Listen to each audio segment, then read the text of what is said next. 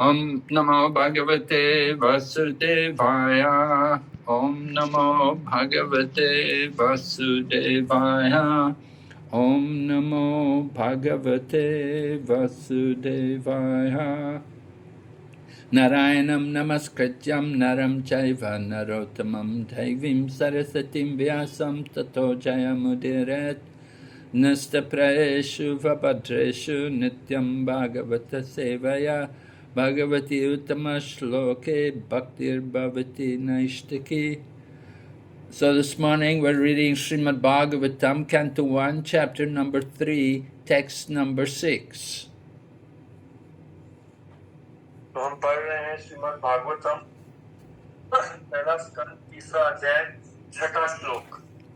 Saeva pratamam deva komaram sargamashrita chatara duscharam brahma brahmacharyam akanditam. Okay. Yes, Maharaj. Want to read the translation, Prabhu? Yes, Maharaj. अनुवाद और तात्पर्य श्रील प्रभुपाद जी के द्वारा। श्रील प्रभुपाद की जय। सृष्टि के प्रारंभ में सर्वप्रथम ब्रह्मा के 4 अविवाहित पुत्र कुमारगण थे, जिन्होंने ब्रह्मचार्य व्रत का पालन करते हुए परम सत्य के साक्षात्कार हेतु कठोर तपस्या की। इस भौतिक जगत की पहली उत्पत्ति, फिर पालन और तब एक निश्चित काल विधि के बाद संहार होता रहता है।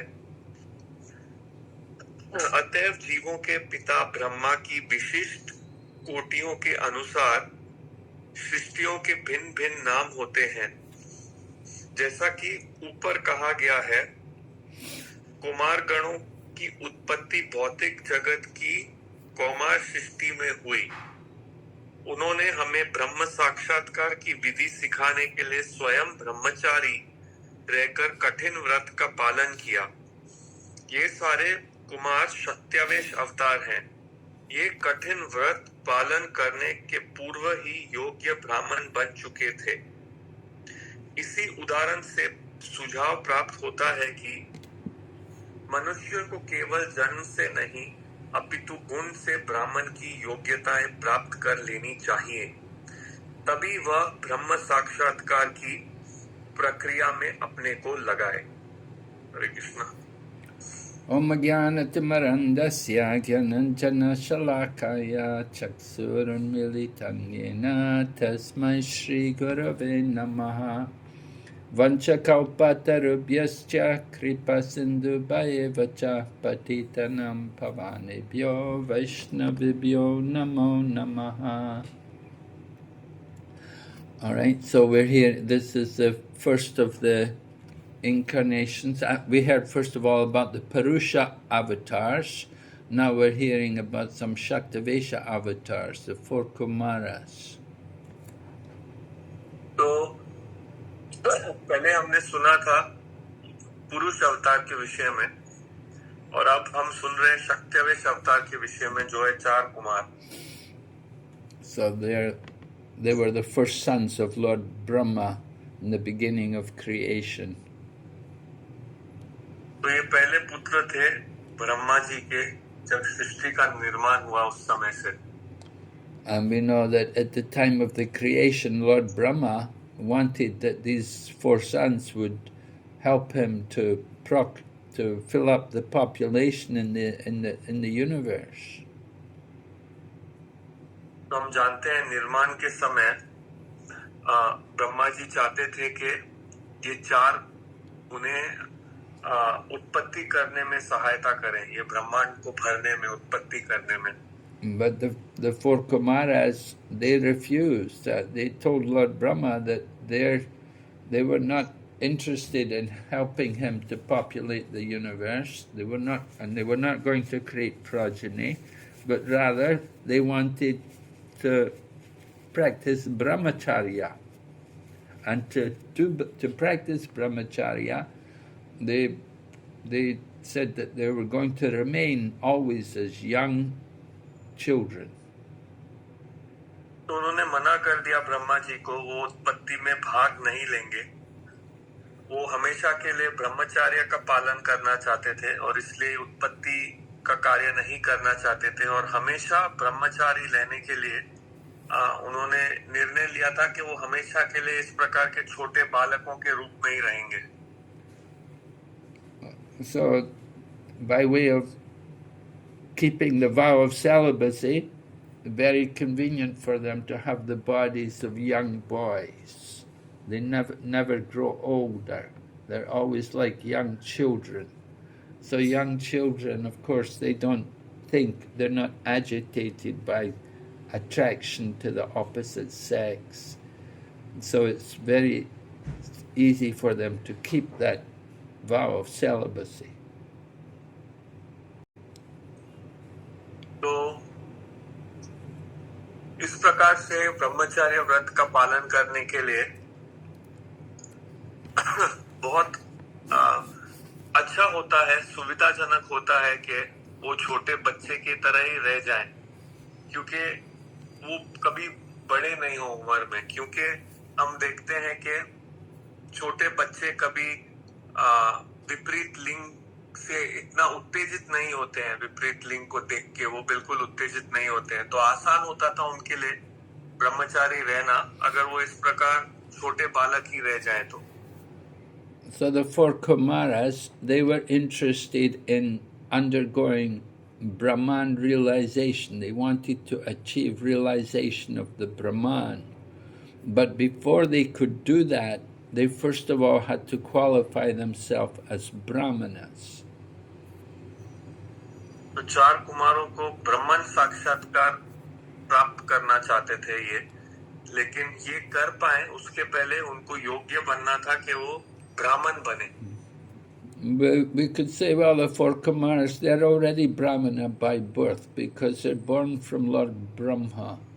But Prabhupada points out that it's not simply birth, but you want to have that, you want to actually have the qualities of a Brahmana. तो हम एक तरीके से कह सकते हैं कि चार कुमार पहले से ही ब्राह्मण थे, जन्म से ही, क्योंकि उनका जन्म ब्रह्मा जी से हुआ था। लेकिन प्रभुपाद जी तात्पर्य में बताते हैं कि ऐसा सही नहीं है सोचना, क्योंकि केवल जन्म से ही कोई ब्राह्मण नहीं होता है, उसको ब्राह्मण के गुण भी प्राप्त करने होते हैं। So, in the 18th chapter of the Bhagavad Gita, Lord Krishna has listed the qualities of each of the four varnas, each of the four ashrams, varnas, right? Brahman, Kshatriya, Vaishya, Sudra. So the qualities of the Brahmana are listed in the 18th chapter, text 42. तो हम देखते हैं कि भगवद गीता के 18वें अध्याय में भगवान श्री कृष्ण सभी वर्णों का क्या गुण होना चाहिए वो लिखते हैं। ब्राह्मण, क्षत्रिय, वैश्य, शूद्र, इनका क्या गुण होना चाहिए उसका वर्णन करते हैं, और 42वें श्लोक में विशेष करके ब्राह्मण का क्या गुण है इसका वर्णन किया गया है। And in the 4th chapter of Bhagavad Gita, earlier in the 4th chapter of Bhagavad Gita, Lord Krishna has explained that he created the 4 divisions of society. और चौथे अध्याय में विशेष करके भगवान ने वर्णन किया है कि ये जो 4 प्रकार के वर्ण हैं और 4 आश्रम हैं, इनका निर्माण भगवान ने स्वयं किया है। Yeah, the verse says, Chatur Varnam Maya Shrishtam Gunakarma Vibhagasha. So, Chatur Varnam, the 4 Varnas, Maya Shrishtam. The Lord said, Lord Krishna said, I have created it. It's my creation. तो श्लोक इस प्रकार है, चतुर्वर्णम माया सृष्टम। तो भगवान श्री कृष्ण कहते हैं कि चातुर्वर्णम मतलब कि ये 4 वर्ण माया सृष्टम। माया सृष्टम मतलब मैंने इनका निर्माण किया है। And then he says, Guna Karma Vibhagasha. He said, I've created these divisions according to guna, according to quality, and karma, work. So by quality, one's quality and one's work, one's actions, we can understand what particular varna a person belongs to. और फिर वो कहते हैं गुण कर्मा विभागशा, तो उसके कार्यों के क्या गुण हैं, किस प्रकार के कार्य वो करता है, वो निर्भर करता है, वो तय करता है वो कौन से वर्ण में है.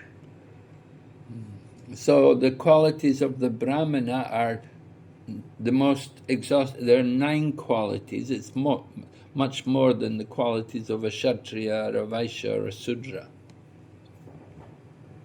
तो ब्राह्मण के जो गुण हैं वो और वर्णों से अधिक हैं, क्षत्रिय से, तो उनके 9 गुण होने चाहिए, ये वर्णन किया गया है. Right. People often claim Brahmanhood by birthright, but Krishna didn't say by birth. He didn't say by birth you can be a Brahmin. He said by guna and karma. You have to have the qualities, and you have to work in that mode of a Brahmana, which is meant to be in the mode of goodness. तो लोग आमतौर पे ब्राह्मणत्व स्वीकार करते हैं केवल उनके जन्म के आधार पर, परंतु भगवान श्री कृष्ण ये नहीं कह रहे हैं. वो कह रहे हैं उनमें वो ब्राह्मण के गुण होने चाहिए, और केवल गुण ही नहीं, गुण के साथ साथ वो ब्राह्मण जो कार्य करता है उसमें भी लगे होने चाहिए. So the 9 qualities listed, first of all, there's samodamastapasocham. Sama means peacefulness. A Brahmana should be peaceful. तो 9 गुण का वर्णन इस प्रकार है, समा दमा तपो शौचम. तो समा का अर्थ है ब्राह्मण जो है उसका मानसिक स्थिति शांति होनी चाहिए उसको. And then dhamma, self-control. We should have control over our senses and mind. और फिर दमा, दमा का अर्थ है आत्मनियंत्रण. हमें अपने मन पे और इंद्रिय पर नियंत्रण होना चाहिए. Then tapa, austerity, is also required. फिर तप, उनको तपस्या करनी चाहिए. Right. And in the Kali Yuga, austerity is to get people to be vegetarian and to not have illicit sex and to give up intoxication and gambling. This is tapasya for people in the Kali Yuga. तो कलयुग में विशेष करके तप है. पहले तो हमें लोगों को चाहिए कि वो शाकाहारी रहें, उसके बाद अवैध स्त्री संग में नहीं लगे रहें, जुआ नशा इत्यादि में भी नहीं लगे रहें. And then socham. Socham meaning cleanliness. Purity means we should be clean, both inside and outside. फिर शौचम, इसका मतलब है हमें साफ होना चाहिए. साफ अर्थात बाहरी रूप से भी साफ और अंदरी रूप से भी साफ. It's one of the important qualities of a Brahmana, to be pure and clean in their habits. ये एक बहुत महत्वपूर्ण गुण है ब्राह्मण का. वो अपने जो भी उनकी आदतें हैं उसमें वो शुद्ध और साफ होता है. Prabhupada used to say, Brahmana cannot see a place dirty. If somewhere is dirty, he must clean it. He cannot just leave it dirty. Prabhupada ji कहा करते थे, एक ब्राह्मण कोई भी स्थान को गंदा नहीं देख सकता. अगर कोई स्थान में गंदगी है वो वहां चुप नहीं बैठ पाएगा, वो उसे उठा के साफ कर देगा. So Prabhupada, as a young man, he was a chemist, and he related the action of a Brahmana to a chemical reaction. He said, just like when you bring a base in contact with an acid, you'll get a reaction. It will produce salt and water.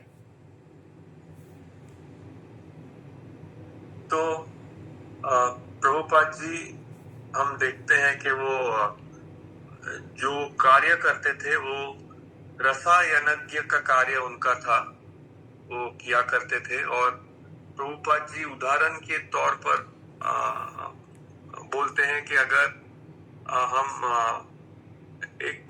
दो चीजें लेंगे, एक मूल आधारित वस्तु और अगर हम एसिड लेंगे, तो अगर हम इन दोनों को मिलाएंगे तो हमारा निर्माण बनेगा नमक और पानी।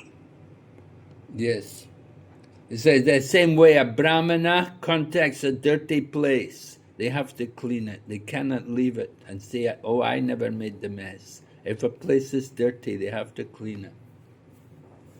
उसी प्रकार से अगर ब्राह्मणा एक गंदे स्थान के संपर्क में आएगा तो नतीजा होगा कि उस स्थान को वो साफ कर देगा। वो ऐसे नहीं कहेगा, ओ मैंने इसको गंदा नहीं किया तो मैं कुछ नहीं करूंगा।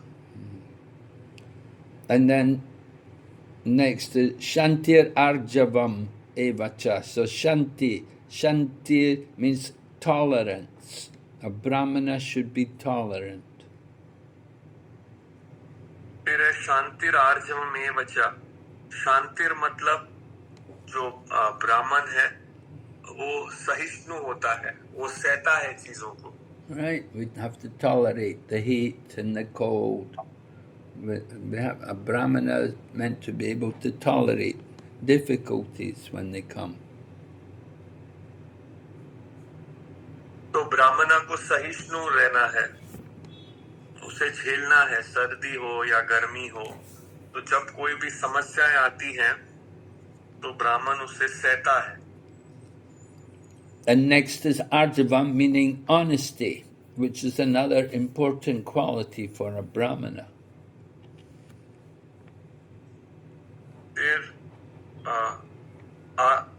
Maharaj, can you say the last part again? Sorry. Arjavam, the quality is Arjavam, meaning honesty. It's an important quality for a brahmana. तो अगला गुण है आर्जवम। आर्जवम का अर्थ है ईमानदार होना। ये भी एक बहुत महत्वपूर्ण गुण है ब्राह्मण के लिए। Prabhupada used to tell the story about the young boy who wants to get admission into the Gurukul. And so the head teacher is asking the young boy, who is your father? And the boy said, well, I don't know. I'll go and ask my mother. And so he asked his mother, and mother said, she also didn't know who the father was. So the young boy came back and told the teacher, my mother didn't know who my father was. So when the teacher saw this honesty from the boy, he said, okay, very good, you can come, you can be a student in our school because you're very honest. तो प्रभुपाद जी इस विषय में एक उदाहरण दिया करते थे। एक बच्चा है, वो गुरुकुल में भर्ती होना चाहता था। तो गुरुकुल में उनको पूछा गया बच्चे को कि जाके पता करके आओ तुम्हारा पिता कौन है। तो बच्चा बोला मुझे नहीं पता, मैं अपनी माँ से पूछ कर आऊंगा। तो अपनी माँ से पूछने गया कि मेरा पिता कौन है। तो माँ ने कहा मुझे भी पता नहीं है तुम्हारा पिता कौन है। तो बच्चे ने आके गुरुकुल में वही उत्तर दिया कि मुझे पता नहीं है, मेरी माँ को भी पता नहीं है कि हमारा पिता कौन है। तो उसको गुरुकुल में फिर उन्होंने कहा कि ठीक है आ जाओ, तुम यहाँ पर भर्ती ले सकते हो क्योंकि तुम ईमानदार हो। उन्होंने ईमानदारी से सही उत्तर बताया। Of course, we know in Kali Yuga, it's very difficult for people to be honest. It's very hard, very easy. We're all accustomed to lying and cheating and everything. But a brahmana, by nature, must be very honest. तो बेशक हम जानते हैं कि कलयुग में ईमानदार रहना बहुत कठिन है।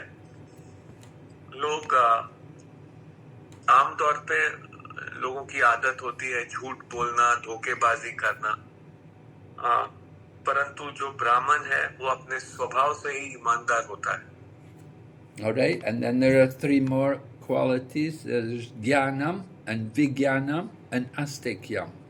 Jnanam meaning knowledge. A Brahmana should know. He should know something from the scriptures. He should have some kind of knowledge. He should be educated. फिर और 3 गुण बाकी है, तो वो है ज्ञान, विज्ञान, आस्तिक्यम। तो ज्ञान मतलब ब्राह्मण को ज्ञान होना चाहिए, शास्त्र से कुछ ज्ञान होना चाहिए उसको। And Vigyan is wisdom. Means actually, Vigyan means realization. He doesn't just only know things, but he can apply them also. He knows how to use the knowledge. तो विज्ञान का अर्थ है साक्षात्कार। केवल ये नहीं है कि ब्राह्मण को जानकारी है, वो ज्ञान जानता है, लेकिन ज्ञान को कैसे अपने जिंदगी में लगाना है ये भी बात उसे पता है। Just like knowledge is one type of knowledge to know I'm not the body, I'm a soul. And Vigyan is to realize, to actually act that I'm not the body, that I'm a soul. तो हम जानते हैं कि एक प्रकार का ज्ञान है ये जानना कि मैं ये शरीर नहीं हूँ, परंतु मैं एक आत्मा हूँ। लेकिन विज्ञान है कि इस ज्ञान को सही से अपने जीवन में लगाना। मैं आत्मा हूँ तो मैं आत्मा का कार्य करना, केवल जानना ही नहीं कि मैं आत्मा हूँ और मैं शरीर नहीं हूँ। And then astikyam meaning religiousness. फिर है दूसरा गुण ब्राह्मण का आस्तिक्यम, जिसका मतलब है धार्मिकता। A Brahmana should not be an atheist. He should not be he should be a godly person. तो ब्राह्मण नास्तिक नहीं हो सकता है। ब्राह्मण तो एक धार्मिक व्यक्ति होता है। And so then the verse finishes Brahma karma svabhavajam, that this is the nature of a Brahmana. This is how the Brahmana works, that you have these qualities. फिर श्लोक की पूर्ति होती है ब्रह्म कर्म स्वभावजम। तो ब्राह्मण वो होता है जिनको ये सब गुण होते हैं।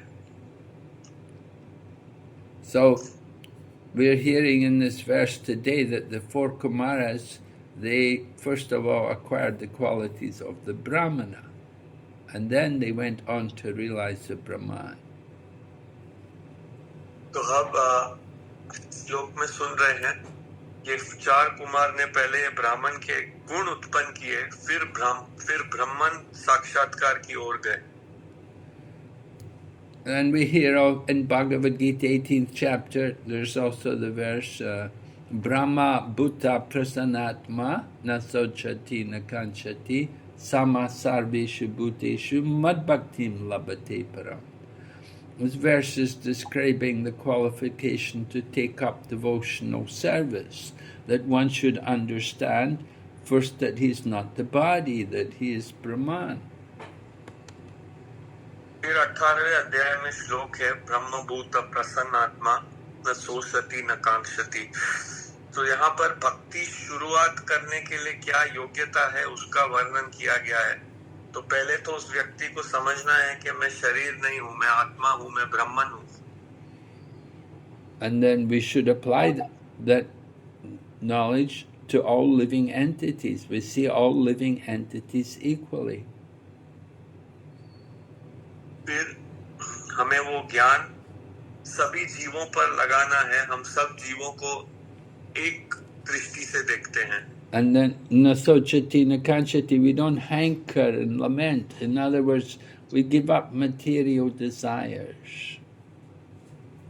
फिर न सोचती न कांक्षती, इसका अर्थ है हम किसी चीज की लालसा नहीं करते और किसी चीज का शोक नहीं करते, अर्थात हम भौतिक इच्छाएं छोड़ दिए हैं। And then we can take up devotional service. With that kind of understanding, then we're qualified to take up bhakti yoga. फिर हम भक्ति योग में भाग ले सकते हैं, भक्ति कर सकते हैं, इस प्रकार के गुण विकसित करने के बाद। And so you can see how the four Kumaras, they were interested only in Brahman realization. They're Brahmagyanis. And they went on, ultimately, of course, they went on to become devotees, but initially their interest was in Brahman realization. तो इस प्रकार हम देख सकते हैं पहले चार कुमारों की रुचि थी ब्रह्मन साक्षात्कार में। बेशक आगे जाके वो भक्त बने, लेकिन पहली उनकी रुचि थी ब्रह्मन साक्षात्कार करने में। In the Brihad Bhagavatamrita, it describes how the four Kumaras reside in Tapaloka, one of the upper planets at the very top of the universe, just below Satyaloka, just below the planet of Lord Brahma. तो बृहद भागवतामृत में वर्णन किया गया है कि किस प्रकार चार कुमारों का निवास स्थान था तपलोक, जो सत्यलोक के नीचे है बिल्कुल, जो ब्रह्मा जी का निवास स्थान है। And the four Kumaras there engaged in meditation there. Everyone in Tapaloka, they're all engaged in, they're all absorbed in samadhi and trance, meditating on the Supreme. तो जो चार कुमार हैं वहां पर वो हमेशा ध्यान में लगे हुए हैं, समाधि में हैं, परम पुरुषोत्तम भगवान पर ध्यान कर रहे हैं।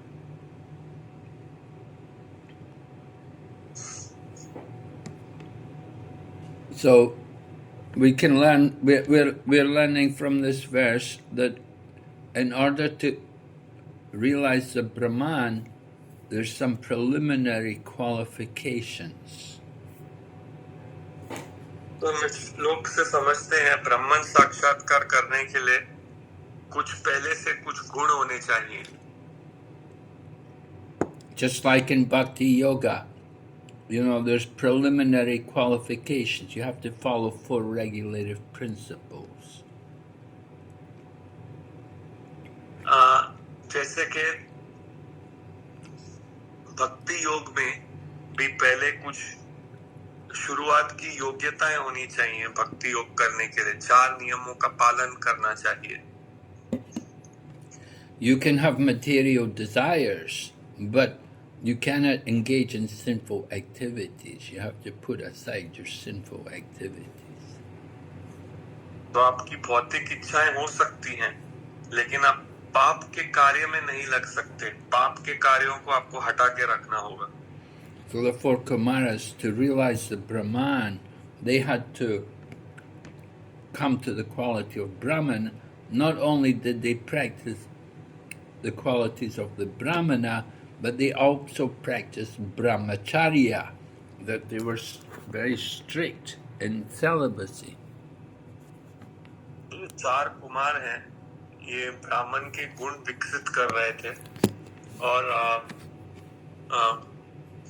केवल ये ब्राह्मण के गुण ही नहीं विकसित कर रहे थे, ये ब्रह्मचार्य का भी पालन कर रहे थे।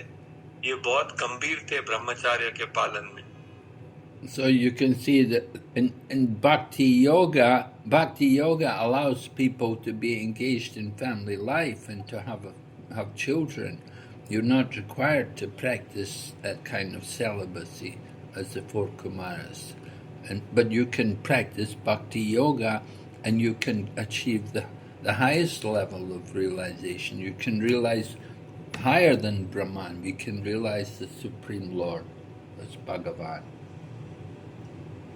तो भक्ति योग में हम देखते हैं कि हमको अनुमति दी गई है, हम गृहस्थ होके परिवार में रह सकते हैं, बच्चों का उत्पत्ति कर सकते हैं, और फिर भी जो सबसे सर्वश्रेष्ठ साक्षात्कार है भगवान का, उसको प्राप्त कर सकते हैं। तो जिस प्रकार चार कुमार गंभीर ब्रह्मचारी थे, उस प्रकार की जरूरत नहीं है। हम बच्चों की उत्पत्ति कर सकते हैं और साथ में सबसे उत्तम साक्षात्कार भगवान का भक्ति योग के माध्यम से प्राप्त कर सकते हैं। So we realize that we're not interested so much in Brahman realization. Brahman realization comes automatically if we realize Bhagavan. तो हमको रुचि नहीं है ब्रह्मन साक्षात्कार प्राप्त करने के लिए। ब्रह्मन साक्षात्कार स्वयं प्राप्त हो जाता है जब हम भगवान का साक्षात्कार कर लें। Just like one who's got $100, he's also got $50. He's also got $70. It's all there within the $100. तो जैसे अगर किसी के पास $100 है तो उसके पास $50 भी है, उसके पास $70 भी है, तो क्योंकि वो 50 और $70 $100 में पहले से ही उपस्थित हैं। So we don't have to worry about realizing Brahman. तो हमें चिंता नहीं करनी है कि क्या हमें ब्रह्मन साक्षात्कार होगा क्या। Okay, maybe we'll take some questions. ठीक है, अब हम कुछ प्रश्न लेंगे अगर आपको है तो। हरे कृष्णा महाराज, बहुत बहुत धन्यवाद। Wonderful class. तो आपने बहुत सुंदर तरीके से जैसे ब्राह्मण का गुण, जो भगवत गीता का भगवान का श्लोक, जो गुणकर्म विभाग श्लोक उल्लेख करते हुए ब्राह्मण का कई प्रकार के गुण बताए, जैसे अलग अलग, और एग्जाम्पल भी बताया। बहुत बहुत धन्यवाद। और आपने जैसे 3 प्रकार का जो रियलाइजेशन, ब्रह्मन, परमात्मा और भगवान, वो भी आपने सुंदर तरीके से बताया। Thank you so much. साधु साधु साधु। और नंदकिशोर प्रभु, आपको अनुवाद के लिए भी बहुत बहुत धन्यवाद। किसी भक्त का कुछ प्रश्न है तो कृपया महाराज से पूछ सकते हैं। हरे कृष्णा महाराज। हरे Krishna. Hare Krishna Maharaj, please accept my humble obeisances. Hare Krishna Maharaj. Maharaj, I have a question. It's a very wonderful class, and the qualities of the Brahmanas are clearly explained. Particularly, I have given the reference of Bhagavad Gita 18.42. My question is, if suppose a true Vaishnava, which we understand is actually above Brahmana, as you also said. So now, suppose if we recognize a Vaishnava who is a true Vaishnava or real Vaishnava, so that person should have automatically these 9 qualities, right? That's what I understand. If these 9 qualities are not reflected through his character or through his behavior, so it means that person is not a real Vaishnava. Can we say like that, Maharaj? Hare Krishna? Yes, I think so. I think that's correct. Yes, I would say that is correct.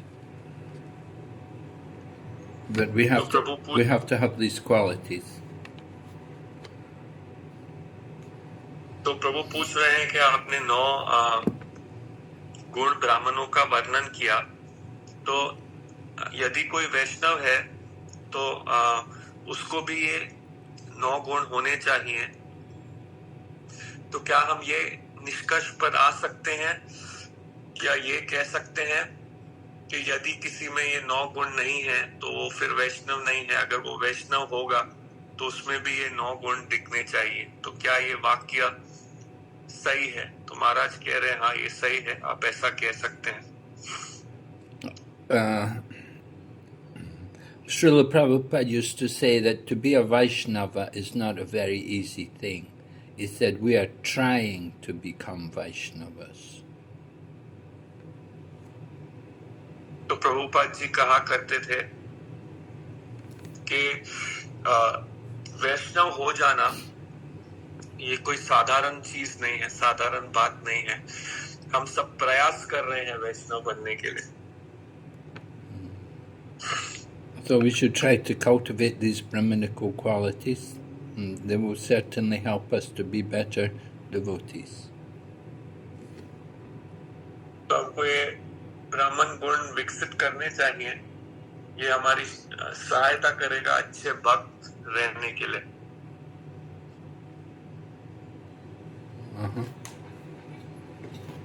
Any other Hare questions? Krishna. Yeah, Hare Krishna Maharaj. One question from Manish Jani Prabhu.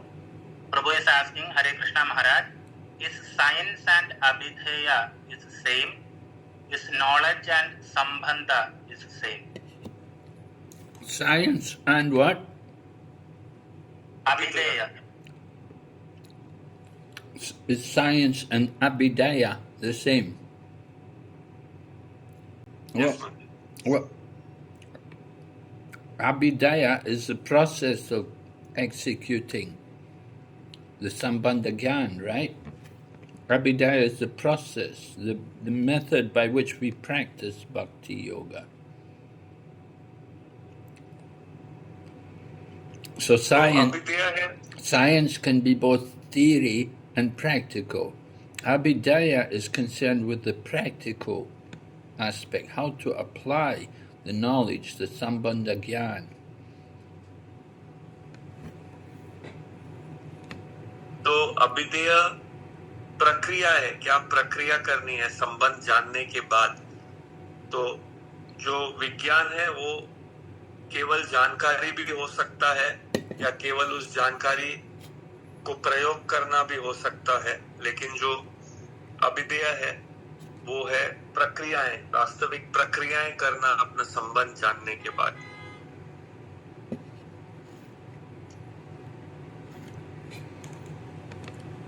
So you're asking me, is Sambandha the same as science? Is that the question? तो क्या प्रश्न ये है कि संबंध विज्ञान के बिल्कुल बराबर है? Well, science can be both theory and practical. So science could include Sambandha and Abhidaya. तो विज्ञान केवल समाचार होना भी हो सकता है, ज्ञान होना भी हो सकता है, जानकारी होना भी हो सकता है, और उसके साथ साथ उस जानकारी को, संबंध की जानकारी को प्रयोग करना दोनों हो सकता है विज्ञान में। परंतु अभिधेय जो है वो केवल प्रयोग करने का जो हिस्सा है, जो संबंध ज्ञान को प्रक्रिया में लगाना, वो अभिधेय। Okay, yeah.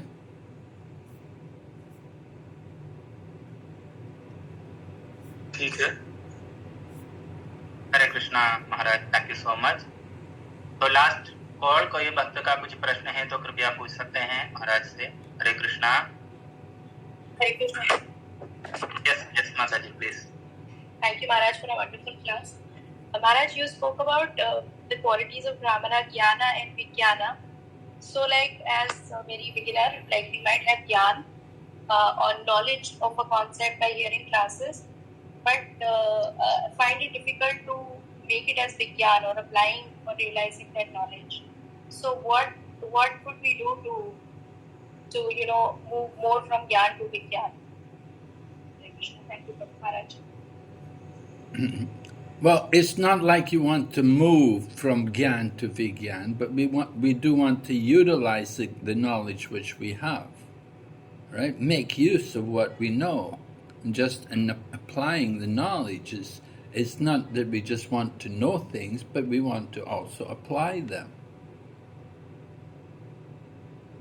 तो प्रश्न ये है, माता जी पूछ रहे हैं कि महाराज आपने कहा कि हमको ज्ञान से विज्ञान की ओर जाना चाहिए। तो बहुत बार हम कथाएं सुनते हैं, हमारे पास जानकारी होती है, ज्ञान होता है, लेकिन उसको अपने जीवन में लगाने के लिए कठिनाई होती है। तो क्या करें कि ये जो ज्ञान हमने सुना है इसको आसानी से जीवन में उतार पाए? तो महाराज जी ने कहा कि हाँ, ऐसा नहीं है कि केवल आपको बस जानकारी इकट्ठा करनी है, केवल जानना है, नहीं, आपको ये स्तर पे भी आना है कि जो जानते हैं उसका प्रयोग भी करना है अपने जीवन में।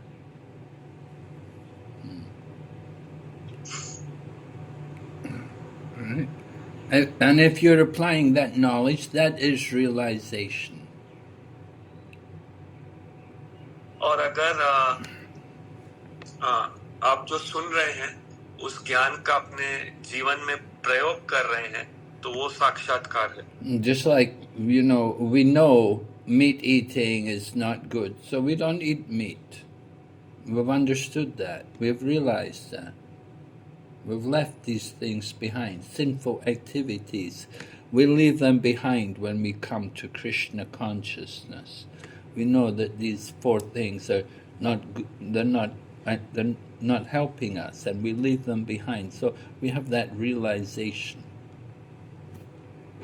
तो जैसे हम जानते हैं मांस खाना अच्छी बात नहीं है, तो हम उसे छोड़ देते हैं। तो इस प्रकार से हम केवल जानते ही नहीं है, जानने के बाद उसको अपने जीवन में उतार रहे हैं, और ये साक्षात्कार कहलाता है। Of course, there's many other things to be realized. There's so much philosophy, so much knowledge, and we will realize it as we go on gradually, and we have to go step by step. तो बेशक बहुत चीजों का साक्षात्कार करना है, बहुत सारी ज्ञान जानकारी है हमारे पास। तो जैसे जैसे आगे बढ़ेंगे तो धीरे धीरे ये साक्षात्कार होते रहेंगे। Krishna says, to those who are constantly devoted to me and worship me with love, I give the understanding by which they may come to me. So Krishna gives us that realization, he gives us the knowledge, he helps us on the path back to Godhead. तो कृष्ण कहते हैं, जो मेरी प्रेम से भक्ति कर रहा है, मैं उसको बुद्धि देता हूँ कैसे वो मेरे पास वापस आ सकता है। तो जो भगवान की भक्ति में लगे हुए हैं, भगवान उनकी सहायता करते हैं वापस भगवत धाम जाने के लिए। Okay? Thank you, Maharaj. Hare Krishna. हरे कृष्णा महाराज, बहुत बहुत धन्यवाद। तो 7:30 हो गया, नंदकिशोर प्रभु को जाना भी है। तो महाराज, we will stop here, Maharaj. Yes. Is it okay, Maharaj? Yes, good. Okay. Thank you so much, Maharaj. His Holiness Shri Girivinaya Narasimha Swami महाराज की जय।